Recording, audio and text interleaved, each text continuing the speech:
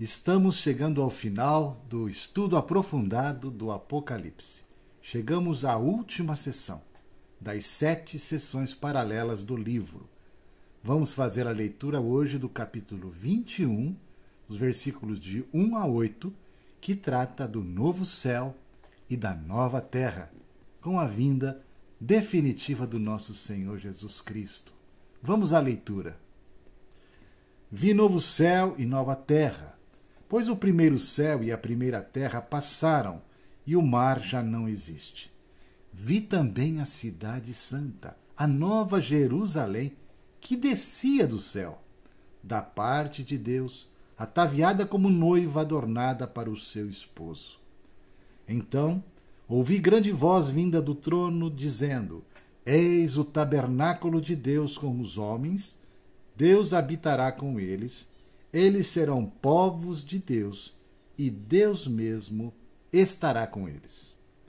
Ele lhes enxugará dos olhos toda lágrima, e a morte já não existirá. Já não haverá luto, nem pranto, nem dor, porque as primeiras coisas passaram. E aquele que está assentado no trono disse: Eis que faço novas todas as coisas. E acrescentou: Escreve, porque estas palavras são fiéis e verdadeiras. Disse-me ainda: Tudo está feito. Eu sou o Alfa e o Ômega, o princípio e o fim. Eu, a quem tem sede, darei de graça da fonte da água da vida.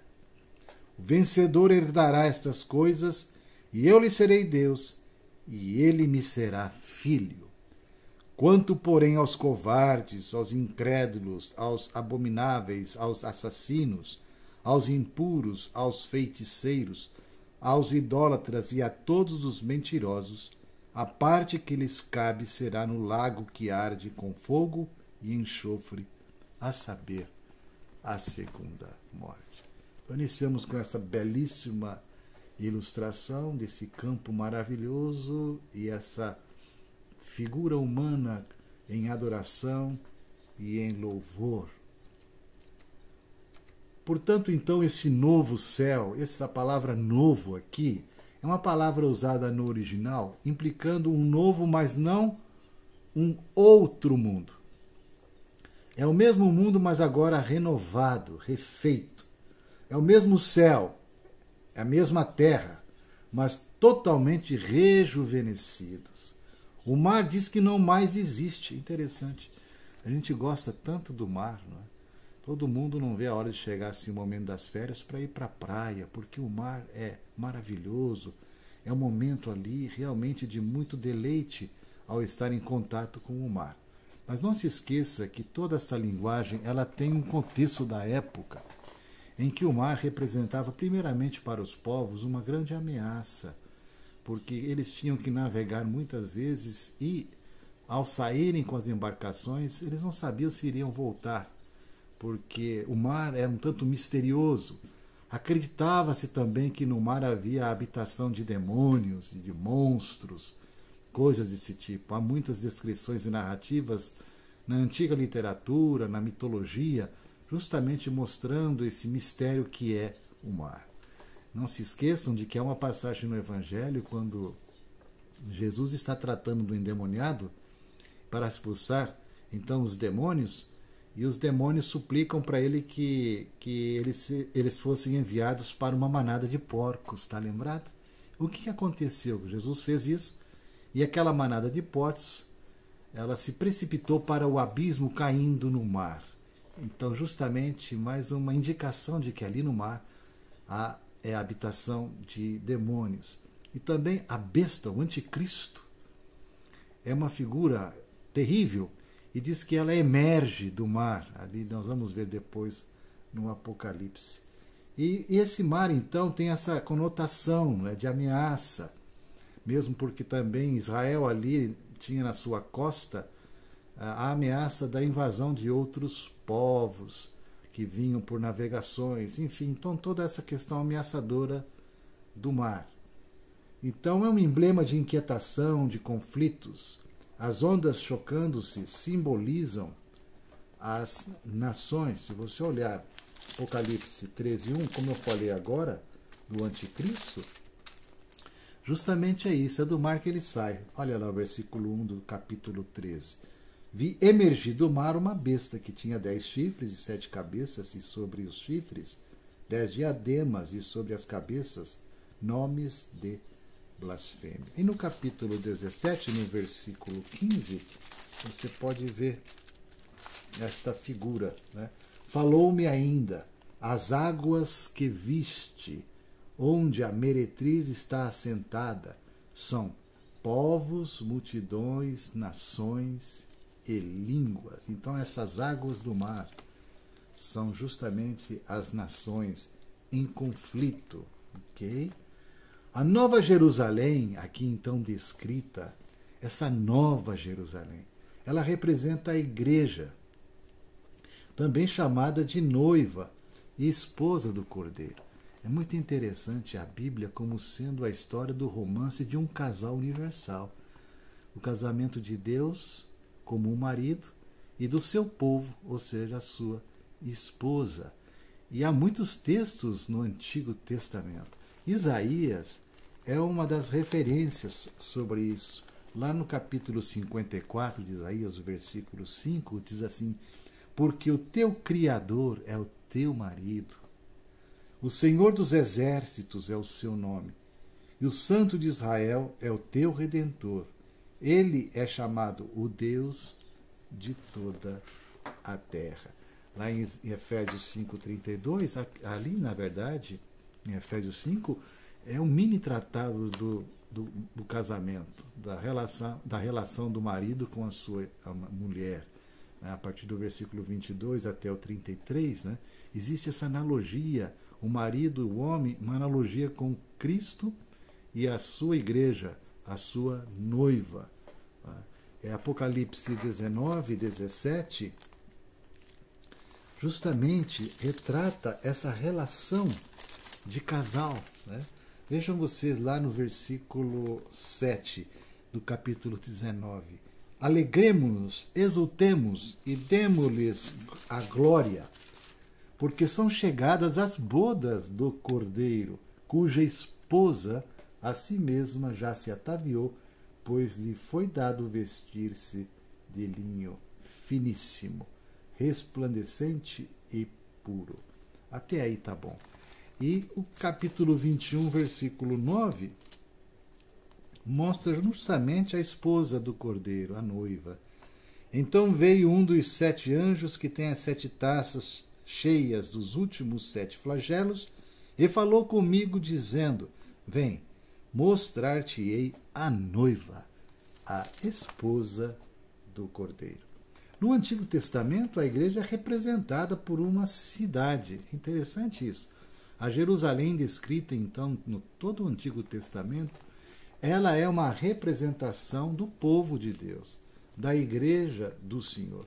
Lá em Isaías, no capítulo 26, o versículo 1, retrata então essa cidade, que é uma cidade que experimenta a salvação de Deus.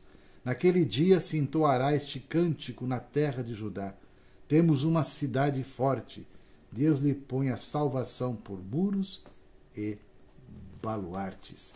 E assim por diante. Há outros textos mostrando isso.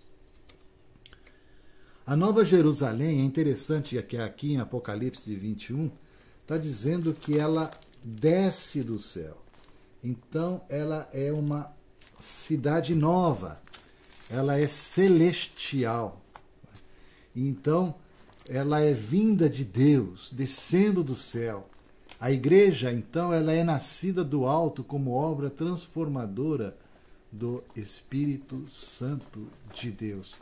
Aqui temos, por exemplo, vamos ver ali Apocalipse 3, no versículo 12, que diz: ao vencedor faloei coluna no santuário do meu Deus, e daí jamais sairá. Gravarei também sobre ele o nome do meu Deus e o nome da cidade do meu Deus, a Nova Jerusalém, que desce do céu, vinda da parte de Deus, do meu Deus, e o meu novo nome. Muito interessante isso. Ainda temos em Gálatas 4, 26, dizendo lá, mas a Jerusalém lá de cima é livre. Interessante, né? A Jerusalém lá de cima.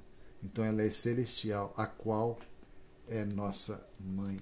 E finalmente ainda temos em Hebreus, é muito interessante a descrição de Hebreus. Vamos lá. Hebreus, no capítulo 11, versículos 10, que diz assim, porque, falando dos patriarcas, né, Abraão, então está falando lá que Isaac, Jacó, né, diz assim, porque aguardavam a cidade que tem fundamentos, da qual Deus é o arquiteto e edificador. E ainda continua no versículo 16. Mas agora aspiram a uma pátria superior, isto é, celestial. Por isso Deus não se envergonha deles de ser chamado o seu Deus, porquanto lhes preparou uma cidade. E ainda no capítulo 12 de Hebreus, os versículos 22 e 23, ainda falando dessa nova Jerusalém, celestial, descendo do céu. Mas tendes chegado ao monte Sião, 12 e 22, e à cidade do Deus vivo, a Jerusalém celestial, e as incontáveis hostes de anjos, e a universal assembleia, e igreja dos primogênitos arrolados nos céus, e a Deus, o juiz de todos, e aos espíritos os justos aperfeiçoados. Então, esse texto de Apocalipse 21, 3 e 4 fecha essa questão do tabernáculo de Deus, que é justamente a habitação mútua, Deus habitando em seu povo habitando em Deus, Deus e o seu povo coabitando numa união inseparável e eterna. Eis o tabernáculo de Deus com os homens. Deus habitará com eles. Eles serão povos de Deus e Deus mesmo estará com eles. Eles enxugará dos olhos toda lágrima e a morte já não existirá. Já não haverá luto, nem pranto, nem dor, porque as primeiras coisas já passaram. Aí você pode também ver outros textos que aí estão, vários textos. Vamos ler somente para ilustração o Apocalipse 7, versículos 13 a 17, mostrando justamente essa união definitiva de Deus com o seu povo, né?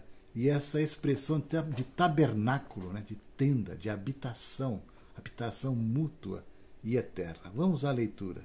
7, 13 a 17. Um dos anciãos tomou a palavra dizendo, estes que se vestem de vestiduras brancas, quem são e de onde vieram? Respondi-lhe, meu senhor, tu o sabes. Ele então me disse, são estes os que vêm da grande tribulação. Lavaram suas vestiduras e as alvejaram no sangue do Cordeiro. Razão porque se acham diante do trono de Deus e o servem de dia e de noite no seu santuário. E aquele que se assenta no trono estenderá sobre eles o seu tabernáculo. Jamais terão fome, nunca mais terão sede. Não cairá sobre eles o sol, nem ardor algum. Pois o Cordeiro, que se encontra no meio do trono, os apacentará e os guiará para as fontes da água da vida. E Deus lhes enxugará dos olhos toda lágrima. Eis que faço novas todas as coisas. Somente Deus, pelo seu Espírito, faz novas todas as coisas. Palavras fiéis e verdadeiras é o que o Senhor fala. A voz fala como se já tivesse como se tudo já tivesse sido cumprido. Lá no capítulo 16, no versículo 17, justamente temos essa descrição. Então derramou o sétimo anjo a sua taça pelo ar, e saiu grande voz do santuário, do lado do trono, dizendo, feito está. Amém. A água da vida refere-se à vida eterna, se refere ao próprio Senhor Jesus, refere-se à salvação plena e gratuita. É o cumprimento de todas as promessas de Deus. Se você ver lá, por exemplo, vamos lá em Zacarias, para ilustrar essa questão da água da vida, podemos ver lá em Zacarias, capítulo 14, versículo 8, que diz assim: naquele dia, é o grande dia, o glorioso dia do novo céu, da nova terra. Naquele dia também sucederá que correrão de Jerusalém águas vivas, metade delas para o mar oriental e a outra metade até o mar ocidental. No verão e no inverno sucederá isto. A água da vida, então, refere-se à vida eterna, à salvação plena e gratuita. Graças ao Senhor por isso. Capítulo 22, 17, já ali no final, uma referência a essa água da vida, quando diz assim: o Espírito e a noiva dizem, vem. Aquele que ouve, diga, vem. Aquele que tem sede, venha. E quem quiser, receba de graça a água da vida. Que Deus possa continuar te abençoando nesses momentos finais desse estudo que tem certamente abençoado a sua vida, tem abençoado a minha vida. Graças a Deus por isso, renovando a esperança, mantendo-nos mais alertas e vigilantes quanto ao tempo presente, discernindo os tempos de hoje e, sobretudo, tendo um espírito de noivo, desejando a volta do noivo, ansiando pela volta do Senhor, amando a vinda do nosso Senhor Jesus. Nosso próximo encontro, vamos falar um pouco mais sobre então essa nova Jerusalém, se Deus permitir. Um abraço.